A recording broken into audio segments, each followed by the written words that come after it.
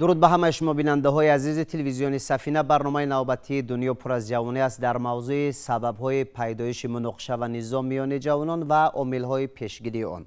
به اندیشه شما چی باعث میگردد که امروز خوشبختانه نه همه جوانان، برخی جوانانی هستند که با کارهای دست میزنند که واقعا هم به آبروی ملت کاسگی میارن، هم رنج درد به والدانشان میارن، هم به حق و همسایه هایشان، یعنی که عملهای نامطلوب را خوب پیش روی خش میارن که این البته باعث میگردد به ماجراهای کلان.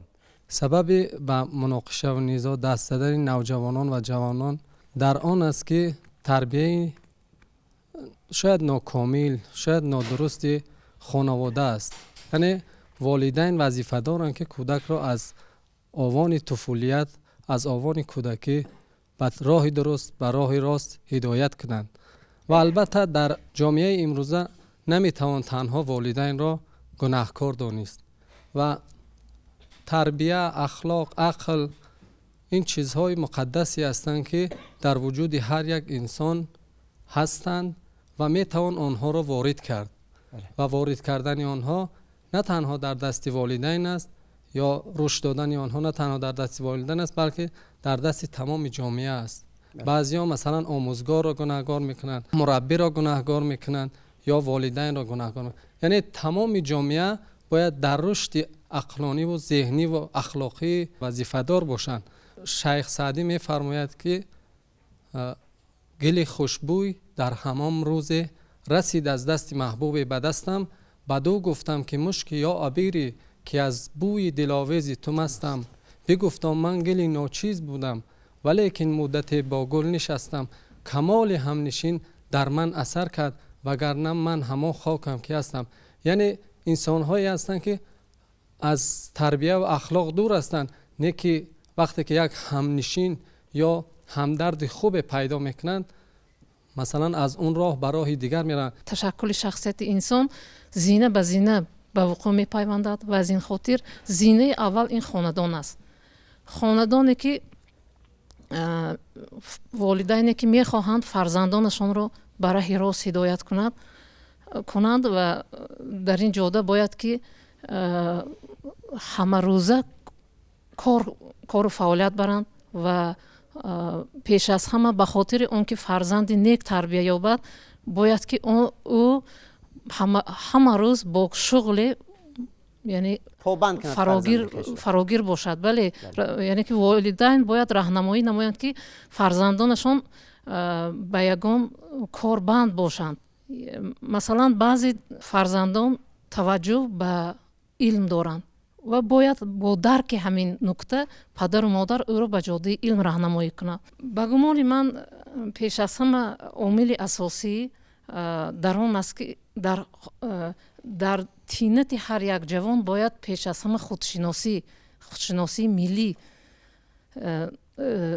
تشکل یافته باشد. در آن صورت مثلا کسی که افتخار از خودش دارد، افتخار از ملت خودش دارد و به خاطر یعنی در آینده در رواج و رونق علم و فرهنگ ملت خودش خدمت کردن، اگر کسی که به همین راه راهنمایی گردیده باشد گمان میکنه که به این کارها دست نمیزنه. لیکن اون کسانی که به این راه میروند اونها البته از جهانبینی تنگ است که مثلا شاید زمینه آن در محلگرایی باشد که بعضی ها همین گونه چی هم دارند، یعنی در نهاد خودشان همین گونه اندیشه هم دارند که مثلا محل خود را از محل دیگر برتر می دارند. موضوعی که مطرح می شود یکی از موضوعهای اساسی و موضوع داغ روز است. حتما باید ما حقیقت حال رو امروز کشویم که تربیه پیش از اون که گویم سه بدی دارد. یکم پیری، اگر نصیب کرده باشد از وی در و تریزر یکم کس پوشیده نمیتوند. دوم فوجعه، اگر فوجعه به سر انسان آمده باشد از وی هم گریخته نمیشد. سوم این تربیه فرزند بد. این از کی وابسته است؟ اصلا از عائله، از پدر و مادر، یچه ابتدایی جمعیت. خب اینجا بسیار خوب کارشناسان، استادان خیلی خوب اینجا گفتن. من همین رو باید قید کنم. مناقشه این نافهمی موافق نامدنی فکری بین دو و زیاده شخصان رو میگویند. وقتی که امروز میگوییم که همه جوانان نه، تکرار میکنم، امروز ما خیلی جوانانی داریم که از اونها فخر میکنیم. امروز قریب 70% اهالی جمهوری تاجیکستان رو جوانان عزیز ما، آینده ملت ما تشکیل میکنند. یکی در بین همین جوانان برخی از جوانانی هستند که آنها به نام پدر و مادر، به نام وطن عزیز، به نام ملت تاجیک امروز اسناد میبرند. ما امروز دیدیم این حادثه رو. من یکم اینجا سوال دادید شما، درست. وقتی که پدر و مادر، قانون جمهوری تاجیکستان درباره مسئولیت پدر و مادر است، این معلوم میشه که تا امروز بعضی پدر و مادران آن رو درک نکردند. مکتب های تحصیلات همگانی، شما بینید که خواننده 10 سال 11 سال در مکتب بود. اگر ما گوییم که 6 ساعت در مکتب باشد، 18 ساعتی دیگر در زیر تربیه پدر و مادر است. پس 18 ساعت پدر و مادر کجا رو نگاه کرد؟ امروز ما آموزگارها رو گناه میکنیم، استادان دانشگاه ها رو گناه میکنیم. چی شما میگویید که امروز نتیجه تربیه مکتب، نتیجه تربیه عائله و مکتب رو دانشگاه جواب میگوید. همگی یک ماه شده است که در کورس یکم تحصیل کرد. در دانشگاه دولتی تجارت هر هفته 2 مرتبه درس های تربیوی حس وطن، وطنداری، وطن دوستی گذرانده می شود. در سرحد دانشگاه این حادثه نشده است، اما امروز در کوچه میگویند که در فلان دانشگاه فلان حادثه شد. این نتیجه تربیه مکتب های تحصیلات همگانی بود. همگی در یک ماه 30 روز نشده است که این حادثه به وجود آمده است. اگر یک بچه و یگان مکتب عالی داخل شود، با یگان موفقیت نائل شود، تمام معلم های مکتب یا دانشگاه این شاگردی من. اگر یگان بچه یگان کمبودی کند، یگان معلم و یگان اهالی نمیگوید که این شاگردی من یا این رو من میشناسم. شما بینید اینجا نه مسئله شد. معلم بسیار خوب برداشتن. من میگویم که امروز در تاجیکستان محل و محل نیست، تاجیک و تاجیکستانی وجود دارد. امروز در تاجیکستان وحدت ملی وجود دارد. برای همین جوانانی که امروز مناقشه میکنن، یکم سبب گناهکاری اساسی رو من پدر و مادر میدونم. پدر و مادر برای چی تا ساعت 11-12 شب بچه رو نمیپرسد تو کجا بودی؟ نه در دهات نه در شهر. نمیپرسد که تو کجا بودی تا ساعت 10-11 کجا گشتی؟ ساعتی چند تو از درس میبینی، ساعتی چند میروی؟ این چیز نیست. این روی راست گفتن در کور، دلیل ها گفته استادن اینجا. خب شما بینید که در تمام دانشگاه ها، از اون جمله دانشگاه دولتی تجارت نام گرفتن، هر سحر هر وقتی درس میبینن، تفتیش میکنن، همه درست است. وقتی که از سر میبروین، معین میشود که مناقشه ها از دوره کودکی در علم پسیکولوژی آدم‌ها رو به 3 گروه جدا میکنن. همین دوره که سیستم عصبی انسان اونقدر بقوت نیست، پرقوت نیست، مثلا خواننده های صنف 9 10 11 دوره به بلاغت رسی کمالات انسان است. این دوره بعضی خصوصیت های پسیکولوژی در باطن انسان میماند. برای همین مناقشه های هستن که مناقشه های بین شخصی، بین گروهی و شخص با گروه. من ببینید وقتی که مناقشه بین دو جوان می شود، این جوان ها ناموافق آمدن فکرای آنها به همدیگر موافق نمی بیاید، یا از پس یگان چیزی نامعلوم آنها شکایت میکنند. یعنی که زمینه دارد اینا. حاضر درست زمینه دارد. یکم زمینه باز میگویم تربیه درست نکردن پدر و مادر. دوم اهمیت ندادن مکتب جامعه است. بی‌طرفی بی‌شرفی است. امروز همه میبریم دعوا میکنیم، لیکن شما بینید که باید تحلیل کنیم که زمینه به وجود آمدن همین مناقشه چی بود. امروز دانشگاه برای همگی برای 15-30 روزی که به دانشگاه داخل شده است، دانشگاه برای این جواب میگوید. خب یعنی شما طرفدار آموزگاران دانشگاه هستید و یعنی که بار و گناه را سر آموزگاران مکتب میانه و والدان و حق همسایه ها میپرتوید، همین گونه؟ از روز اولی که در عائله همین چیز نشانه های مناقشه بود، برای چی پیشگیری کرده نشد؟ نشانه های مناقشه بود در مکتب تحصیلات همگانی، برای چی پیشگیری کرده نشد؟ دیده و دانسته به دانشگاه داخل شد با واسطه مرکز ملی تستی، حتی آگاه کرده نشد. وقتی برای چی مناقشه در کوچه شد؟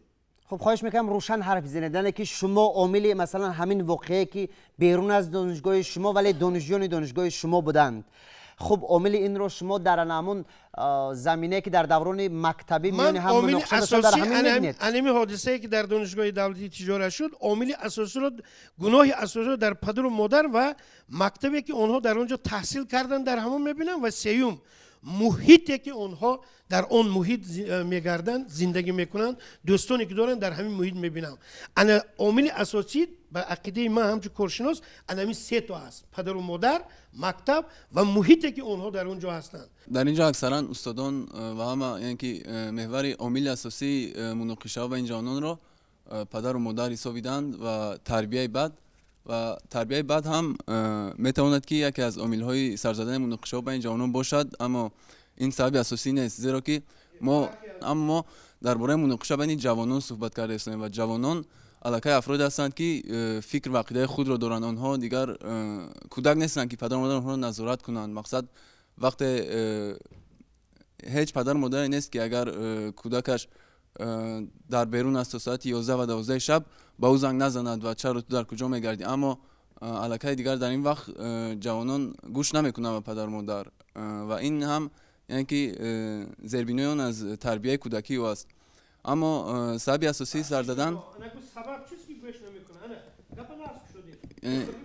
زیربینای تربیت نادرستی سببی بسیار خوب گفتید. بله، زیربینای تربیت نادرست میباشد. جوانان پدر و مادرش گوش نکردن در چیز نمینه کشادتید ما با همین در کار امروز ما فهمیم که شما میگویید که پدر و مادر گوش سببش کشید. با کدام سبب پدر و مادرش گوش نمیکنند؟ برای زیربینای تربیت نادرست دارن آنها. اما تربیت نادرست نیست. شما گفتید که پدر و مادر ما دیگر پدر و مادر ما نیاز نداریم. ما جوانان پدر و مادرش گوش نمیکند. سببش نشان دهید که برای چی گوش نمیکند. امروز برنامه من همین است. خب چه سبب که گوش نمیکند؟ در اینجا یک چند سبب اول می شود این ناگاهی جوانان و شعور کمی جوانان می باشد. در اینجا اساساً سر مسئله تربیت حقوقی باید گپ زد. اگر که همین جوانانی که بر مناقشه دست میزنند دونن که آینده بعد از 5 دقیقه مناقشه آنها رو به کجا میبرد، هیچ وقت دست نمیزنند. مثلا ما کودکس حقوق قانونی مأموری جمهوری تاجیکستان داریم که ماده 460 майдавбошӣ برای یک تنها مناسبت دغلانه و دشنام دادن یکدیگر حبس مأموری تا 15 شبانه روز و جریمه مأموری تعیین کرده می شود. برای یک مناسبت عادیانه یک جنگ به زنازنی. اگر رفت و جنگ با زنازنی تبدیل یافت، موافق ماده 237 کودکس جنایتی جمهوری تاجیکستان کردار جنایتی با وجود میاد. یعنی داغ سودی میگیرد، عاقبت حقوقی دارد. اگر که مبادا یگان предмет به مثال سنگ، کارت، یگان предмет های دیگر را استفاده کند، علاقه قسم 2-3 میشود جزای محروم ساختن از آزادی با مهلت 5-7 سال و از این زیاد تطبیق می شود. انا اکنون جوان اگر همین را داند، تربیت حقوقی، فرهنگ حقوقی جوانان در جمهوری تاجیکستان بسیار مسئله سری وقتی است که پیش از همه باید برای پیشگیری ان همین مناقشه ها ما تربیت حقوقی و فرهنگ حقوقی جوانان را برداریم. درست است که پرزیدنت کشور سری وقتی مسئله مذکور را پیگیری نمود و در پیام خود 26 دکبر سال 2018 با حکومت جمهوری یعنی سپارش دادند که برنامه مخصوص درباره تربیت حقوقی جوانان قبول کرده شود. این تربیت حقوقی نتیجه می‌دهد. همین همه گونه مناقشه‌هایی که در بین جوانان سر می‌زند ندانستن عاقبت کردارشون است. بینید که بسیار در تفتیشات هم هست.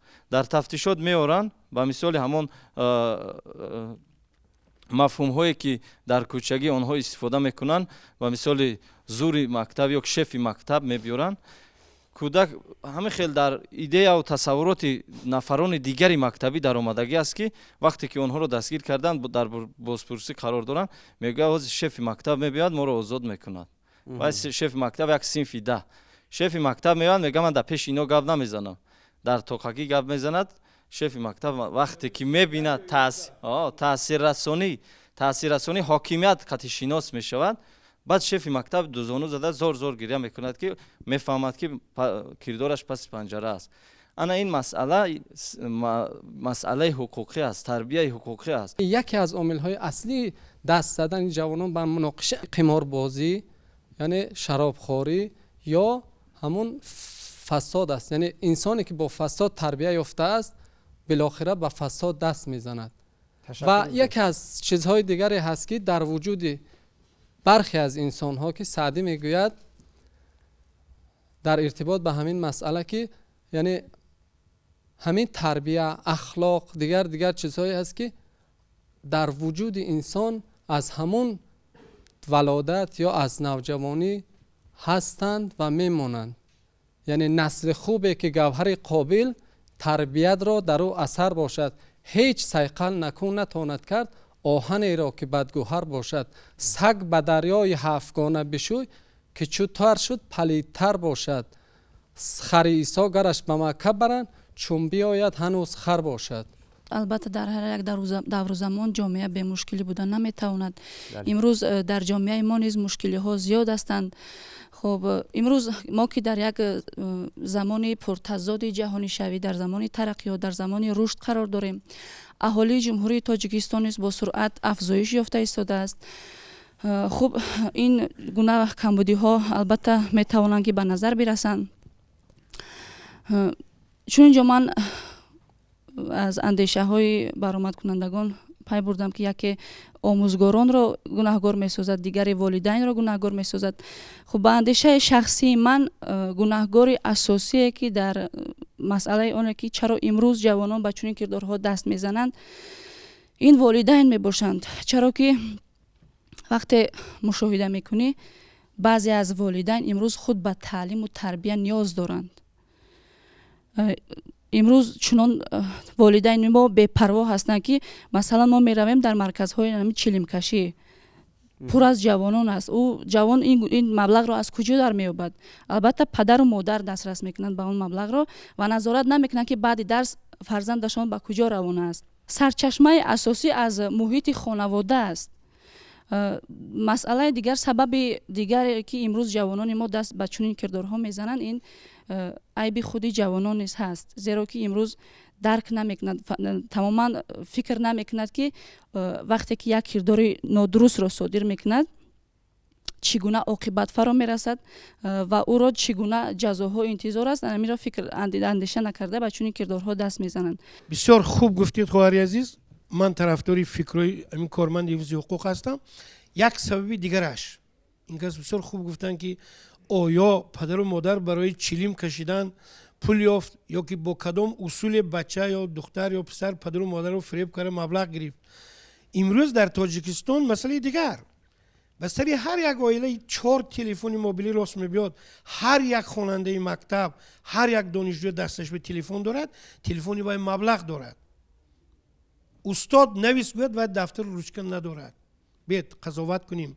تماشابینان عزیزی محترم، شما هم تحلیل کنید که آیا با این ما به کجا می رویم؟ حالان که روز 1 سپتامبر اساسگذار صلح وحدت ملی، پیشوای معظم ملت، پرزیدنت جمهوری تاجیکستان محترم امام علی رحمان درباره صفت تعلیم و راههای بلند برداشتن صفت تعلیم پرابلم برداشتن که امروز آموزگارها از مکتب ابتدایی تا عالی باید صفت تعلیم رو دقت کرد. حالان که امروز رحمت به کارمندان تلویزیون سفینه که مسئله بین جامعه مناقشه رو برداشته ایستادن. ببینید یکی از سبب‌ها این میشود. خوب سوال دادن، استادان هم به پدر و مادران زنگ میزنن، پدر و مادران نمیگیرند یا جواب نمیدهد بلکه ما آگاه کنیم که فرزند شما چنین حالت دارد. این به کارمندان حفظ حقوق هم است. پیش از همه من فکر میکنم در اینجا بسیار صحبت ها شد که اویله گناهگار است، در اینجا جامعه گناهگار است، همه ما گناهگار هستیم. و از اونی که در اویله دانشجو فرزند درست تربیت یابد و با دانشگاه های مؤسسه میانه و عالی کسبی که بیاد، ما در اونجا الکی کاری ما چی است؟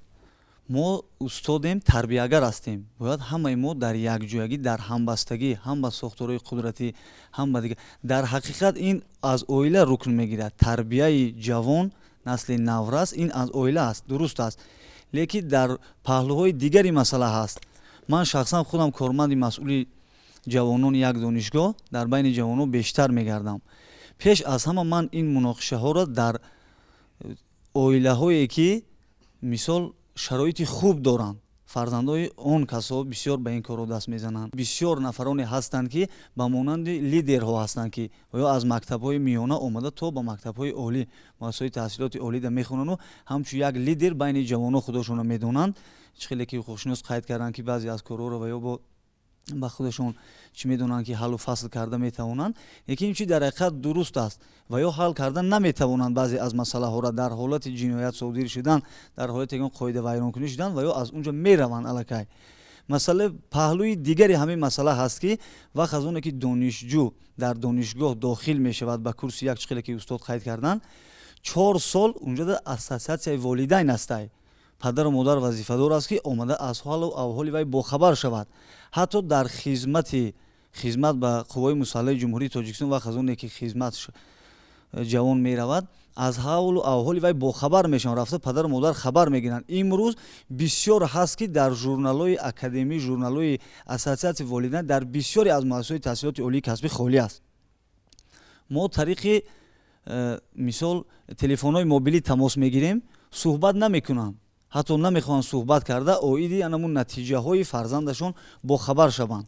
ягон ҳолатҳои мисол ҳамин чида. хоб дар унҷо гурӯҳҳои академӣ аст, куратроҳ ҳастанд, қисмати тарбия ҳастай, ҷавонон ҳастай, занон ҳастанд, кор мекунанд. ман имрӯз ҳамин масъаларо дар ҷомеа мебинам, чунки агар мо пештар дар машқҳо будем, машқҳода агар як ҷавон аз донишгоҳи аграрӣ ягон кор вай бошад, донишгоҳи тиҷорат вай бинад, мегӯяд ина масъули донишгоҳи аграрӣ гап занад, ягон коре надорад. мо бояд бетарафӣ накарда, бетарафӣ аз мост. мо иҷо гунаҳгорем, ҳама гунаҳгор аст ки мо бояд ҳавае дида роҳбарияти вайда, мисол роҳбарияти донишгоҳда ё кормандои ҳифзи ҳуқуқда ё масъулони ҳамун соҳада гап занем ки мисол ҳамин кор дар ҳамин ҳолат аст. анамин чӣ хеле ки устод қайд карданд ки бетарафӣ асту мана мисол ҳамин корро ба ҳамин чӣ оварда мерасонад. дуруст қайд карданд ки се муҳити асосӣ ба ҳар як ҷавон таъсир мерасонад: муҳити оилавӣ, мактаб ва муҳити дӯстон. ба назари ман дар ин се муҳит ҳар як ҷавон се симо дорад. ҳеҷ вақт ҷавонписаре ки дар назди дӯстонаш озодона сухан меронад, дар назди падару модар ин хел рафтор карда наметавонад, чунки падару модар ҳеҷ гоҳ чунин рафтори кӯчагиро дар хона намегузоранд чунин рафтор кунад. ва ба фикри ман айбдори асосии худи мо ҷавонон ҳастем. мо ақл дорем, мо метавонем ки роҳи дурустро интихоб кунем ва ё метавонем ки ба роҳи нодуруст қадам монем. ва китоб хондан ҳам ҳамчунин, хоҳем мехонем, нахоҳем не. дарс яъне мо хоҳем дар ду роҳ ҳастем, ду пайроҳа. бале, ва кадом роҳро интихоб кардан ин аз худи мо вобаста. падару модар, барои ҳар як падару модар тарбия намудани 4-5 фарзанд ин кори осон нест. ҳастанд оилаҳое ки танҳо падар кор фаъолият мекунад ва ин қадар фарзандро бояд нигоҳубин кунад. ҳастанд оилаҳое ки ҳар ду дар кор ҳастанд, аз саҳар то бегоҳ фарзандон бояд ба дарс раванд, аз он ҷо ба дарсҳои иловагӣ. ин яъне онҳо худашон хоҳанд мераванд, нахоҳанд не. падару модарро дар ҳама ҳолат мо айбдор карда наметавонем. мо бояд бисёртар дар ҳамин ҳолатҳо худамон роҳро интихоб кунем ва яке аз сабабҳои асосии сар задани муноқишаҳо дар он аст ки ҷавонон беҳтар будани худро исбот карданӣ мешаванд ва мутаассифона ин роҳро дар роҳи зӯри бозуву қувва мебинанд. хуб мешуд ки агар ин гуна муқобилият дар соҳаи илмдонӣ, дар соҳаи китобхонӣ, донишомӯзии ҷавонон ба роҳ монда мешуд. яъне ман аз андешаи шумо пай бурдам ки вақте ки мо ду роҳро интихоб мекунем бояд роҳбалат дошта бошем. роҳбалати мо кист? волидонамон. агар мо рӯҳи хубиро бо пурсиши волидон, ҳаққу ҳамсояҳо, устодон интихоб кунем, гумон мекунам муваффақ мегардем. сеҳатманд бошед. хоҳиш мекунам. мо набояд пеш аз ҳама ба фарҳангу урфу одатҳои бегона дода шавем. набояд тақлидкорӣ намоем. чуноне ки фармуданд, халқро тақлидашон барбод дод, эй 200 лаънат бар он тақлид бод. ва чуноне ки мо барои мисол гирифта метавонем як муҳорибае ки дар ҳашткунҷа мегузарад. масалан ҳаст хориҷиҳое ҳастанд ки масалан Конор Макгрегор, ҳатто ба онҳо кӯдаконе ҳастанд дар ҷомеаи мо ки тақлид мекунанд, чӣ хеле ки даст афшонда роҳ мегарданд, тақлид мекунанд. ва мо набояд бисёртар ҳамон гуноҳҳои падару модар, гуноҳҳои устодонро кобем, балки барои ислоҳи гуноҳон роҳ ҷӯем. ва бузурге фармудааст, агар як рӯз зиндагӣ кардан хоҳӣ, моҳӣ дор, агар یک سال زندگی کردن خواهی دانه کار، اگر 10 سال زندگی کردن خواهی درخت چینان، ولی اگر 100 سال زیستن خواهی فرزند تربیت کن. گمان میکنم که اندیشه های تازه، فکرهای جدید در مورد عامل های پیدایش مناقشه و نظام میان نورسان و جوانان را گفتید. اکنون مسئله و احساس سر آن آمد که چی کارها را به سامان رسانیم، چی عامل ها را مثلا پیش بینی کنیم که جوانان ما به چنین کردارهای بد دست نزنند. با فکر من که یک از راه‌های برطرف کردن همین مشکلی این راه‌های ترغیب و تشویق نمودن بر راه راست، راه درست توسط تمامی وسایل اخبار عامه و همچنین شبکه‌های اجتماعی میباشد که در اونجا بگذار یک کارشناسی مثلا سوای روانشناسی باشد یا که جامعه شناسی باشد یا که حفظ حقوق فکرهای خود را بیان کنند، عاقبت‌های جنایت‌هایی که میشود و جوانان فهمانده دیند، هرچند که به شکل خیلی کوتاه هم باشد. چون که جوانان امروزه قدر وقت زیاد ندارن که مثلا یک کتاب شده خوانند، مثلا بسیارشون هم فکر میکنن. اما ای واسطه مثلا با واسطه ویدیو رولیکو میتونیم که همین فکر سالمه با اهل جوانی جامعه رسانیم. خوبتر میشد که واخری جوانان، دانشجویان یا خوانندگان تحصیلات مکتب میانه عمومی در تمام شهر و ناحیه‌ها با کارمندان حفظ حقوق و بیشتر با ادیبان خوبتر میشه که واخری ها گذرانده شود و خودشناسی ملیشون بلند کردن در کار و در زمینه وای میتواند که پیش رو این مناقشه ها را گرفته توانیم. کنیسه جمهوری تاجیکستان همچون قانون اساسی که همه قانون‌های دیگر جمهوری از آن سرچشمه میگیرند و باید با اون موافق باشند. در ماده 42 گفته می شود که در قطار بسیار حقوق‌هایی که به انسان و شهروند دارد در باب دوم یک و 4-5 وظیفه مشخص پیشنهاد نموده است. یکی از آنها در ماده 42 میگوید که در جمهوری تاجیکستان هر یک شخص وظیفه دار است که کنستیتوسیا و قانون‌های جمهوری را داند. این چه از تربیت حقوقی است؟ ما اختیاری نیستیم که خواهیم نخواهیم. یعنی وظیفه هم به مثالی که خدمت دولتی از سپاریدن انداز است، یکی از وظیفه دانستن قانون‌های جمهوری است و در قسمت دوم همین ماده قید می شود که ندانستن قانون جوابگری را استثنا نمیکند. پیشکی دولت آگاه میکند که رفت اگر شما کدام کردار دست زنید بعد بگویید که ما نمیدانستیم که این جنایت است و حقوق ویرانکنی است، شما از جوابگری آزاد نیستید. چون که من آگاه کرده بودم که وظیفه داره که بدونه قانون ها رو. بغیر از این مدام که دولت ها زمان در وقت عصر 21 وقت سخن می رود، جامعه رفتار و دولت و ملت و خلقیت نیست که رفتارش با حقوق تنظیم نشود. رفت دایره تنظیم حقوقی به حیات شخصی ما در اومد. بینید قانون جمهوری تاجیکستان درباره مسئولیت پدر مادر در تعلیم تربیت فرزند با داخل عائله ما را حقوق تنظیم کرده است. همینجا سخنرانی ما را حقوق تنظیم کرده است. از خانه به همینجا آمدن با واسطه مشروط شهرنامه مسافرکشانی حقوق تنظیم کرده است. اکنون تربیت حقوقی نقش اساسی را دارد. به مناقشه همچون عنصری حقوق ویرانکنی بها دادن در کار نیست، بلکه به مناقشه همچون ایراد اصلاح شونده بها دادن در کار، بلکه ایراد اصلاح می شود. اینجا فرقشون خوب گفتن.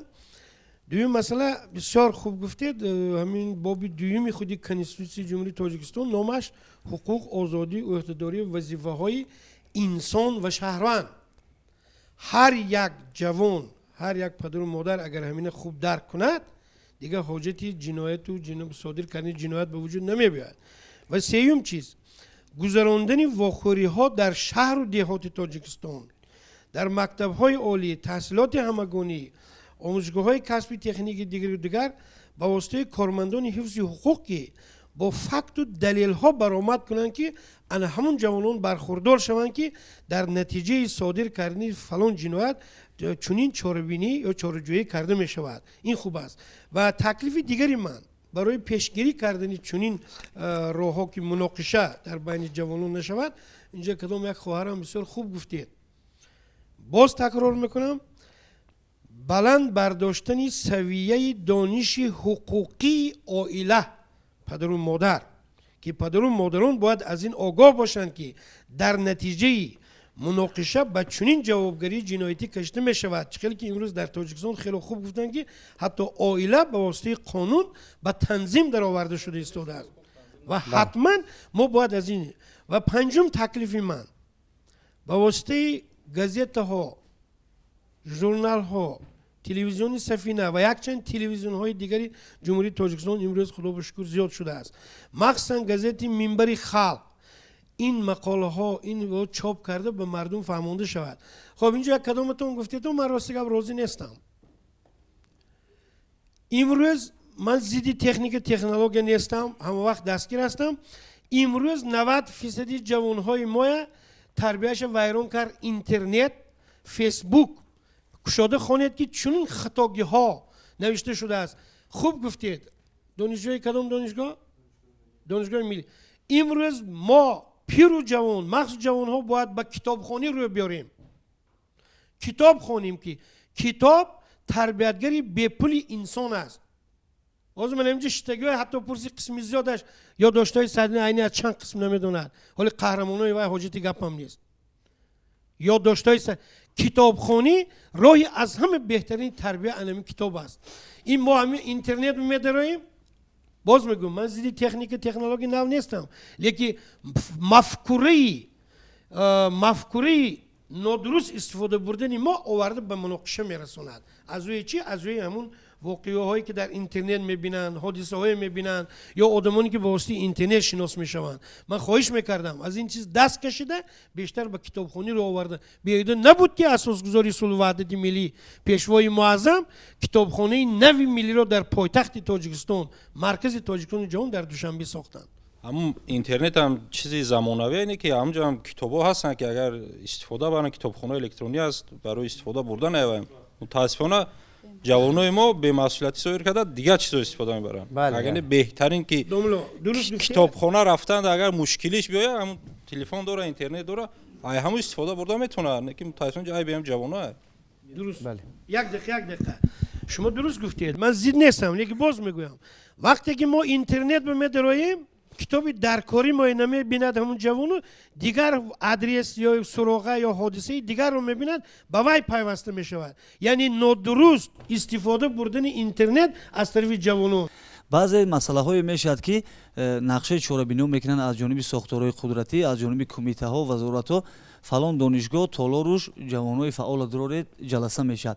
همون بچه‌ای که کار به جنایت میزنه از همین چیزا دور موندگی است. وای تلویزیون تماشا نمیکند. شخصا من خودم اعضای جامعه همین بین جوانان بسیار میگردم. من میپرسم که همون دشوار تربیت هر یک هست. خواهش میکنم سپارش میشد که هر یک دانشگاه بچه‌ای که دشوار تربیتی که نه پدر و مادر گوش میکنن در دانشگاه دشوار تربیت هستند، بدخوان هستند، آورده برنامه اشتراک کنند. ما از زبان آنها میفهمیم که آنها چی مقصد دارند، چی میخوان. ما در علاهیدگی میپرسیم. نیکی و یا با آشکارا در برنامه گپ میزدن که و تمام جمهوری تماشا میکرد. همین بچه‌ها من فکر میکنم که همین شخصان نه تلویزیون تماشا میکنن، از همین چی دور هستن. ما رو با بیشتر دور کرده ایستادیم. تا اون زمانی که جان در بدن داره ما نفس میکشیم. تا اون وقتی که نفس میکشیم ما باید حرکت کنیم و هر نفری که حرکت میکنه در زندگی برکت مییابد. و گمان میکنم بیننده عزیز از پیشنهاد همان اندیشه‌هایی که از جانب آموزگاران، از جانب جوانانی که در برنامه اشتراک داشتن و ایران نمودن برای خود چیزی گرفتید. اگر از پیشنهاد برنامه ما برای خود چیزی گرفته باشید ما اهل ایجادی تلویزیون سفینه خود را موفق میحسابیم و آرزوی آن را میکنیم که ما باید دوستدار همدیگر باشیم، احترامگوی والدان باشیم، وطن را آباد کنیم و نام این ملت را در عرصه جهانی بلند برداریم. تا نزدیکترین دیدار دوستان ارجمند، خود و نزدیکانتان را احتیاط کنید.